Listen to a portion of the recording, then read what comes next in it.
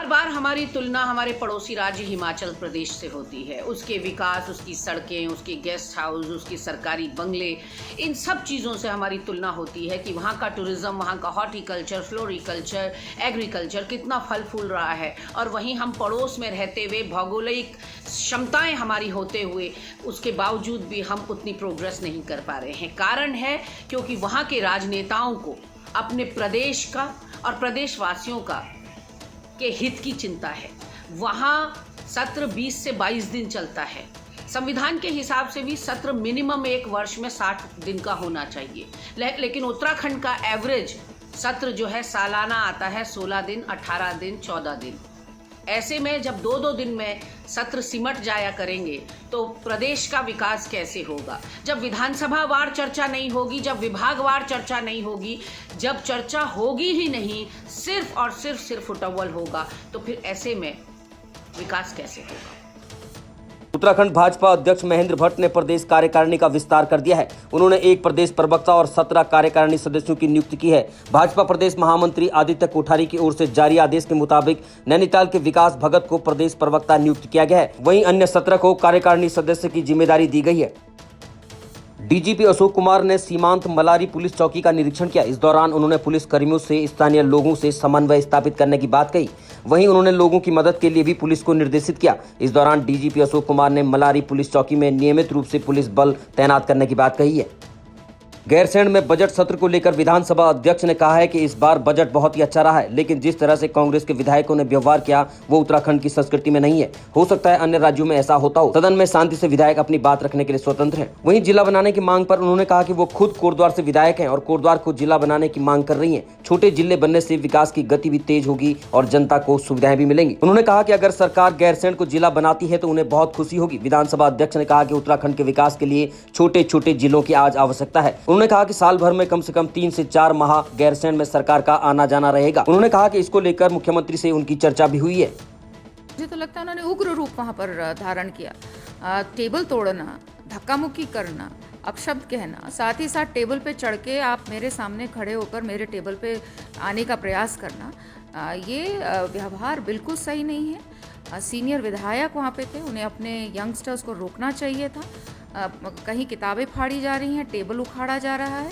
इस तरह का व्यवहार किसी भी विधायक को शोभा नहीं देता है। इस तरह की चीज़ नहीं होनी चाहिए थी। आप बातचीत करते, आप आके मुझे बताते कि ये दिक्कत है, लेकिन वहाँ पर आप क्या प्रदर्शित करना चाह रहे थे, उत्तराखंड की जनता को आप क्या दिखाना वहाँ पर चाह रहे थे।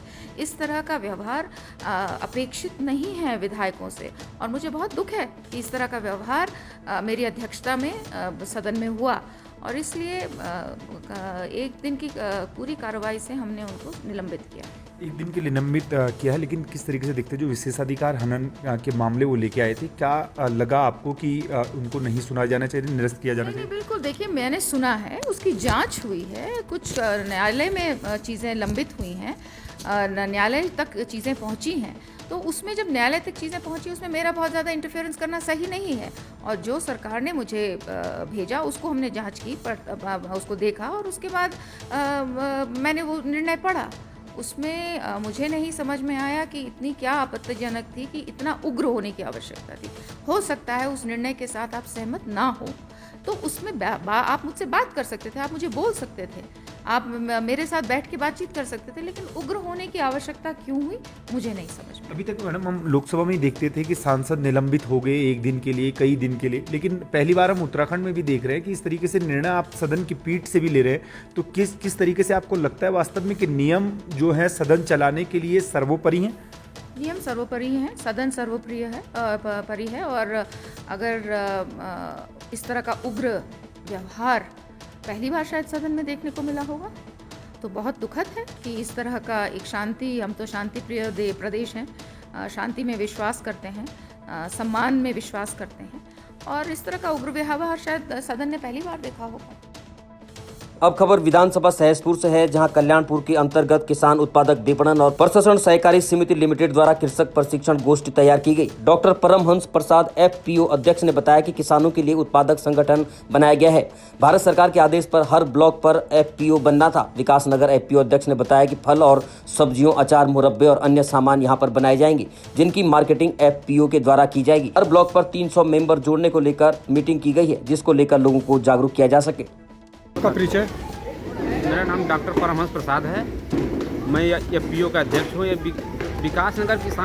विकासनगर में एक किसान उत्पादक FPO बना है, जो कि भारत सरकार की गाइडलाइन से हर ब्लॉक में एक FPO बनाना था, जिसमें हम लोग बना रखे हैं। मैं FPO का अध्यक्ष हूँ और इसमें मैं सब्जी पे, फल पे प्रोडक्शन, मार्केटिंग एंड प्रसंस्करण, अचार, मुरब्बा, ये सब बनाना है। इस पे इसी पे आप लोग 300 मेंबर जोड़ के हम लोग मीटिंग कर रहे हैं। उनको जागरूक बनाना है कि मतलब हमें 300 से भी ज़्यादा किसान भी जोड़ना हमें, और इसी पे हम लोग काम कर रहे हैं। अभी बद्रीपुर में मीटिंग हो चुकी है, अभी जुड़ली में हुआ था, अभी शाहपुर में आज हमारी हो रही है।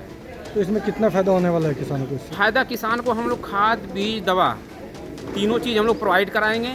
फिर उसके बाद किसान से जो प्रोडक्शन होगा उसकी हम लोग FPO ही मार्केटिंग करेगा। जैसे यहाँ किसान को जो बिचौलिया होती है मंडी में देते हैं लोग, उस बिचौलियों को हम लोग ख़त्म करना चाहते हैं। जैसे यहाँ 10 रुपये का किसान से मंडी में जाता है, उसको रिटेलर पे 20 रुपये बिकता है। वो चीज़ हम लोग किसान को मंडी से 2 रुपया फ़ायदा देंगे। किसान का ट्रांसपोर्टेशन कम हो जाएगा, खर्चा नहीं लगेगा। बाकी उसको हम 2 रुपया बढ़ा के ही देंगे। उसको FPO जैसा होगा मार्केटिंग करेगा जहाँ भी।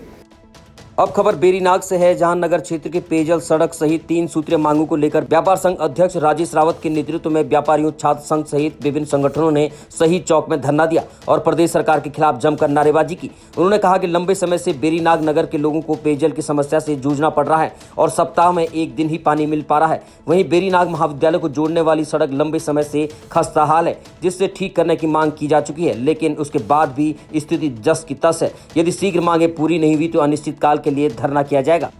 संबंधित बेरीनाग में आप सभी को पता है जो है पानी से संबंधित काफ़ी परेशानियों का सामना हमेशा यहाँ पर करना पड़ता है। और दूसरी जो है महाविद्यालय की सड़क, जो कि काफ़ी लंबे समय से हम सभी की मांग है।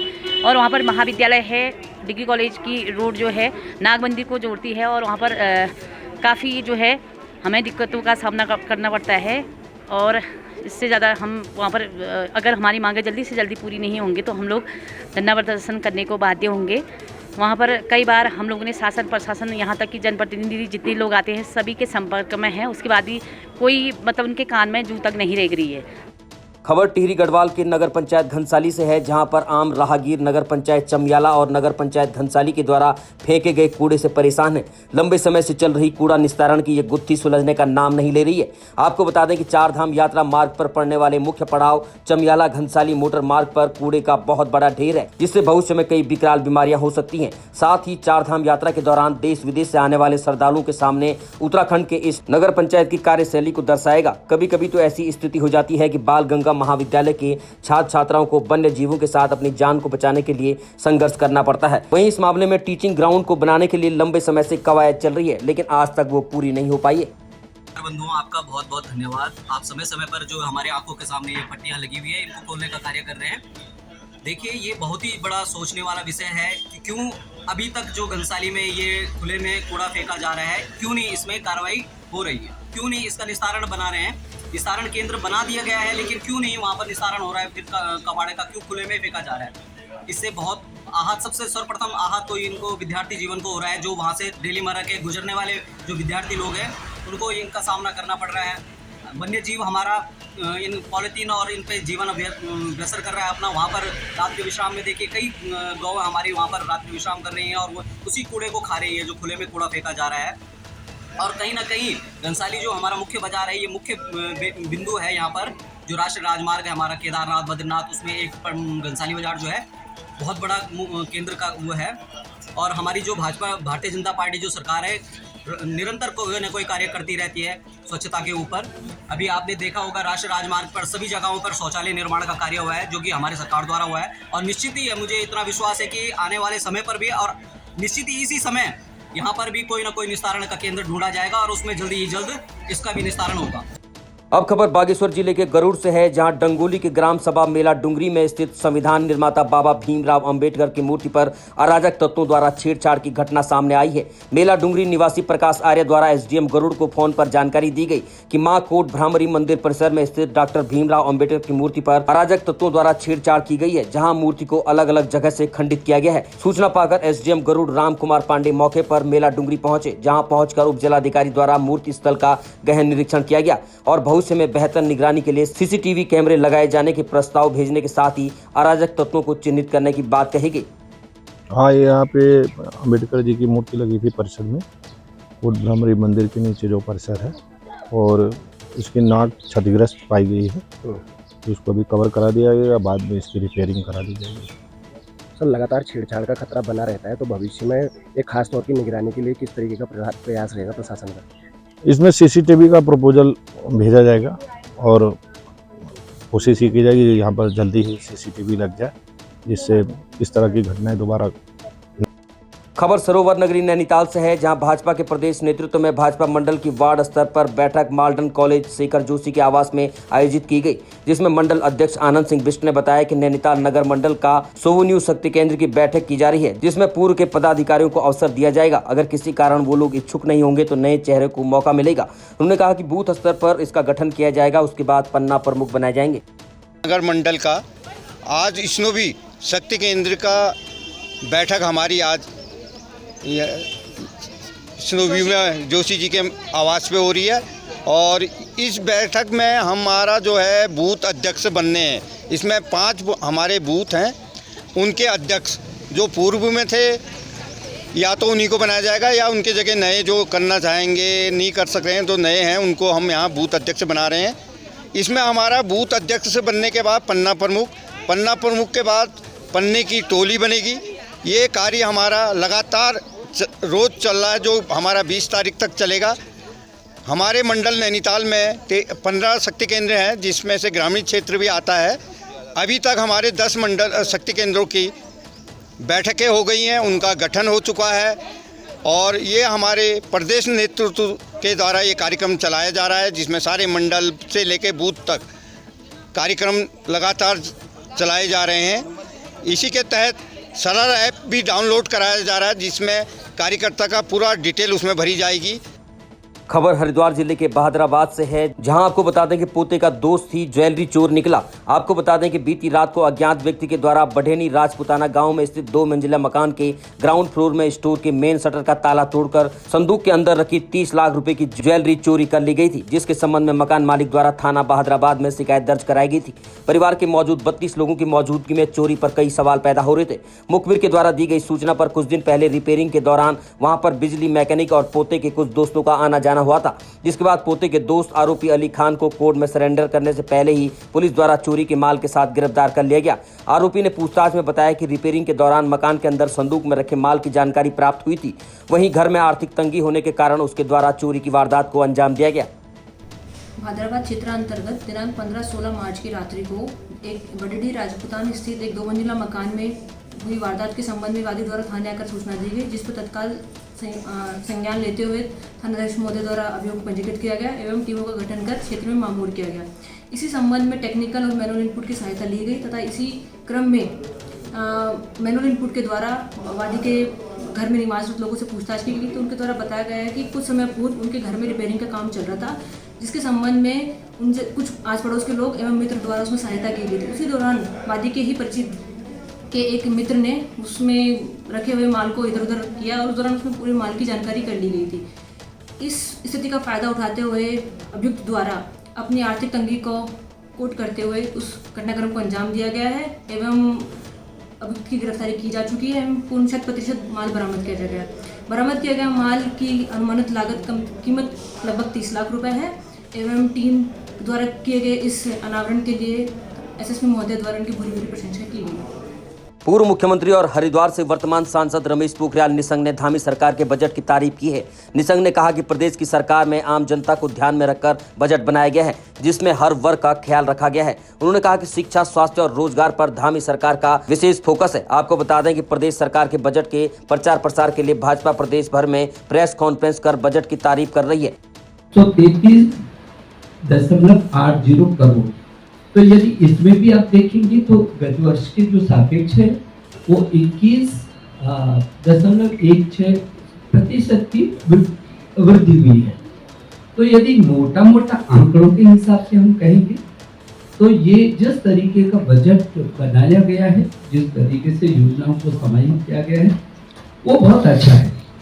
ये जो अगले बजट में 57,057 करोड़ का राजस्व प्राप्ति का जो अनुमान है और जो चालू वित्तीय वर्ष में 51,474 करोड़ का राजस्व प्राप्तियों का, जो कि अभी ये चालू वर्ष चल रहा है, लेकिन मोटा मोटा यदि इसको भी देखेंगे तो ये भी राज्य सरकार की जो अपनी महत्वाकांक्षा है और जिस तरीके से उसका टारगेट है, वो ये साबित करता है कि राज्य सरकार अपने संसाधनों को भी पूरी ताकत के साथ बढ़ाने पर पूरा प्रयत्न कर रही है।